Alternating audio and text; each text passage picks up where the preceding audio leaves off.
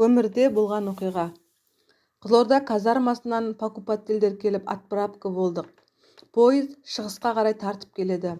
Әр купеге 4 баладан орналастырды. Бізді алып келе жатқан бір лейтенант пен 4 сержант. Қызылорданың кейбір орыстары соларға жалбақтап кетті. Түн. Біз әлі жатқанбыз, ояумыз. Bir түрлі жүрек қобалжиды, бір-бірімізді танымаймыз. Сержанттар анда-санда купе жағалап айғайлап кетеді. Кейбір қазақ балдардың ақшаларын тартып алып, лейтенанты бар арақ ішіп келеді. Әсіресе бұның бәрін ұйымдастырып жүрген біздің призывтың орыстары. Әсіресе Шешен Хучеев, Молдаван Махачев, Орыс Естефеев дегендер бізді сатып кетті. Бұлардың бәрі қызылордалықтар. Bir кезде туалет жақтан сарт-сорт біреулердің төбелескен дауысы шықты. Қасымдағы балдар Қойтан деген қазалының баласы орыстармен төбелесіп келе жатыр деді.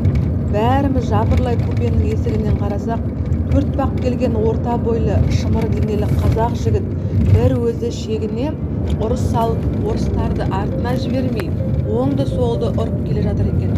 Біздің тұсымызға келген уақытта Қожабай деген бала тартып ішке кіргізіп алды. Біз есікті жауып үлгермедік. Дәу сержант үстінде матростың тельняшкасы бар, спортсмен екені көрініп тұр. Бұлшық еті бұлтылдап Қойтанды мойнынан қылғындыра ұстады да көтеріп алып купенің тамақ ішетін столына қайта ұрды. Қойтан құламады. Столға аяғы тигендей болып еді. Сарт ете қалған дыбыс шықты да жаңағы дәу сержант шалқалап барып есіктің алдына көрсете қалды. Қойтанның қалай ұрғанын ешкім де байқамай қалды. Не деген шалттық. Сержанттың аузынан қан бұрқыта қалды. Артындағы орыстар көтеріп алып кетті. Біз есікті жауып алдық. Сонан баратын жерімізге барғанша ешкім тиіспеді де есікті де ашқан жоқпыз. Қойтан қасымызда біздің рухымызды көтеріп отыр. Кейін білдік, бұл жігітіміз 2 қазалыға аты шыққан көше хулиганы екен. Қараңыз, көше хулиганы өзінен зор спортсменді бірақ ұрып түсірді. Бізге жол бойы жүгіріп келеді.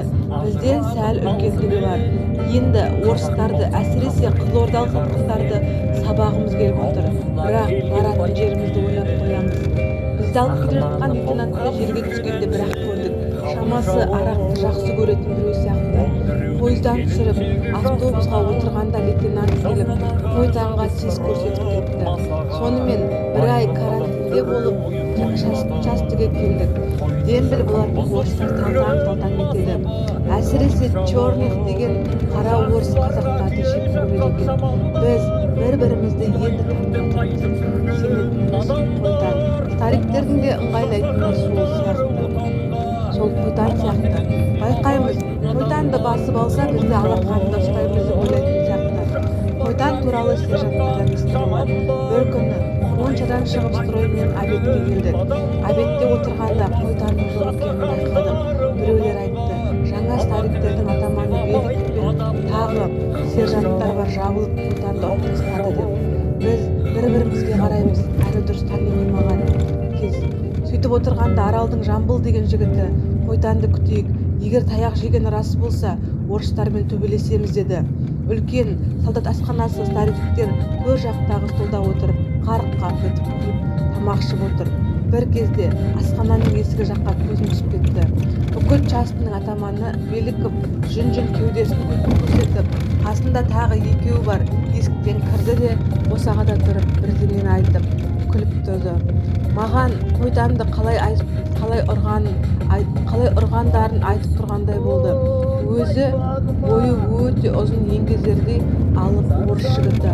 Ол солдаттармен тамақ ішпейді, офицерлермен бірге ішеді. Кейбірде батальонды сол басқаратын секілді болып көрінеді.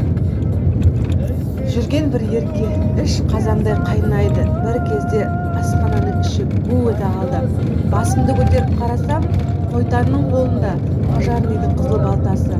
Беликов жарға асыла жаймен бір жағына қисайып құлап бара жатыр. Желкесі қан ағып бара жатыр. Бәріміз орнымыздан атып тұрдық. Қойтан орыстың басын балтамен шапты.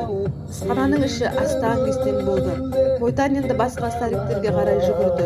Біреулері терезеден қашып жатыр, біреулері қаша алмай столдың астына тығылып жатыр. Қойдан бір скамейкаға шалынысып құлаған орыс солдатын шабайын деп балтасын көтере берді. Анау мама деп шыңғырып жатыр. Сөйткенше шабуылға үлгертпей, мына жақтан бір қазақ жігіттің біреуі атын ұмытып қалдым, скамейканы лақтырып үлгерді. Ол барып қолына тиді де балта ұшып кетті. Сонда көрдім, менің шешем айтушы еді, адамның басы сыйған жерге екі иығы сияды деп. Кішкентай ғана тамақ беретін тесіктен алпамсадай орыстардың ышқынып қалай шығып кеткеніне таң қаласың. Біз де пайдаланып ұрып қалып жатырмыз. Алдында мені де екі старик пол жуған деп ұрған. Рота командирі старший лейтенант Васильев келіп қалып құтқарып алған. Неге екенін қайдам? Осы Васильев қазақтарды өзіне қатты тартады. Сонымен мен де сол стариктерді іздеп жүгіріп жүрмін. Сөйтсем мені ұрған біреуі терезеге енді асылып шығып бара жатыр екен. Атылып барып ұстап ременіне қолым ілінді де кейін қарай тартып қалып едім. Шалқасынан құлады. Қайтып тұра бергенде қайтып тұрып ауыздан ұрып едім. Тамақ ішетін столдың астына кіріп кетті. Қайта шығарып алайын десем, ұзын столдың аяғын құшақтап алған, айырылмайды. Оны тастай беріп екіншісін іздеп жүгіріп жүрмін. Мен сияқты өші бар қазақ солдаттар ременмен сойып жатыр. Сөйткенше офицерлер де келіп бәрімізді далаға айдап шықты. Қойтанның қолына кісен салып, гауптвахтаға апарып тастады. Беликовты госпитальға алып кетті. Сөйтсек қасқаның көретін жарығы бар екен. Бойы ұзын еді. Қойтан тапал балтаны ұрған кезде балта өтпей ме, әлде бойы дұрыс жетпей қалды ма, әйтеуір ысыра тиіп, желкесін жартылай қиып аман қалыпты. Госпитальда бір ай жатып емделіп шықты. Старший лейтенант Васильев Қойтанға жақтасты. Бұл молодой стариктер өз ұрған деп. Беликов арыз жазған жоқ, әрі присяга қабылдап үлгірмегенбіз-ау деймін. Сосын бізде Балқаш деген жігіт болды. Сол бәрімізге қол қойдырып, батальон командирі полковник Голосовқа тапсырды. Біздерге Беликов бастаған стариктердің өзі тезірек күш көрсетті деп. Қойшы, ақырында Қойтан бір ай түрмеде жатып құтқарылды.